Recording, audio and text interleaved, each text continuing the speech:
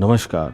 आज हम एक ऐसे टॉपिक को लेकर डिस्कशन करेंगे को लेकर हमेशा न्यूज़ चैनल, यूट्यूब, इंस्टा पर एक डर और एक भय का माहौल बना दिया जाता है। जी, हमारा आज का टॉपिक है भद्रा।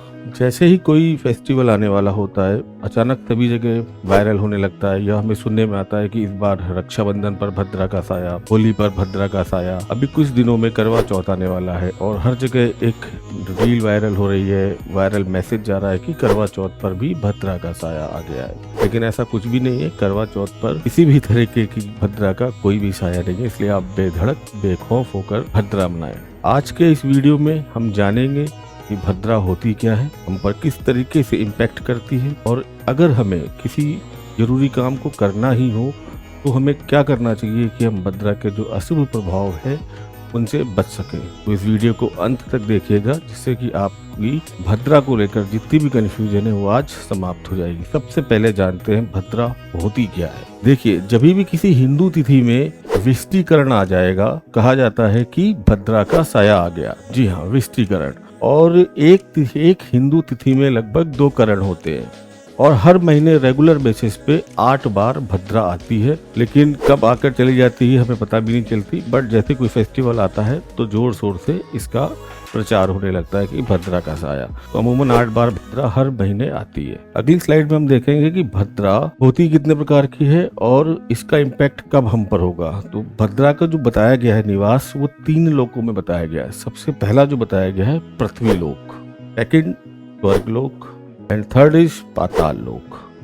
और कहा गया है कि जिस लोक में इसका निवास होगा, इसका इम्पैक्ट जो होगा वो उसी लोक पर होगा। बाकी जो दो लोक रह जाएंगे उस पर भद्रा का कोई भी इम्पैक्ट नहीं होगा। आइए जानते हैं कि पृथ्वी लोक की भद्रा किस कंडीशन में बनती है।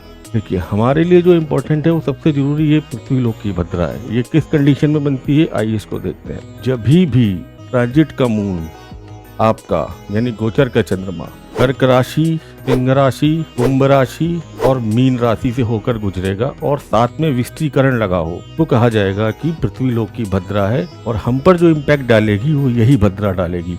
इसके अलावा जो बाकी 2 भद्रा है उनको भी हम देखते हैं, लेकिन उनका हम पर कभी भी कोई इम्पैक्ट नहीं होगा। जो सेकंड भद्रा है वो है स्वर्ग लोक की भद्रा।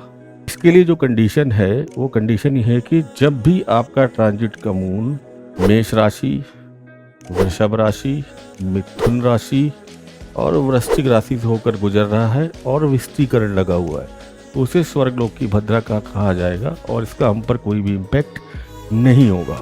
तो थर्ड और आखिरी तरह की भद्रा है उसको पाताल लोक की भद्रा कहा गया। इसके लिए क्या कंडीशन है, जब भी ट्रांजिट का मून कन्या राशि, तुला राशि और आपका ये 9 नंबर धनु राशि और मकर राशि से होकर मूवमेंट करेगा और विष्टिकरण लगा हो, तो उसे पाताल लोक की भद्रा कहा जाता है। इसका भी हम पर कोई भी इम्पैक्ट नहीं होता। भद्रा के विषय में कहा गया है कि जो भद्रा का जन्म हुआ है वो महादेव के शरीर से हुआ है। अगर आपको किसी कार्य को या किसी काम को करना ही है और भद्रा लगी हुई है तो कहा गया कि महादेव का पूजन करके आप अपने कार्य को प्रारंभ कर सकते हैं, जिससे कि भद्रा के अशुभ प्रभाव से बचा जा सकता है। आखिरी में गोस्वामी तुलसीदास की बस मैं 2 लाइनें कहूंगा कि हानि लाभ जीवन मरण यश अपयश सब विधि हाथ।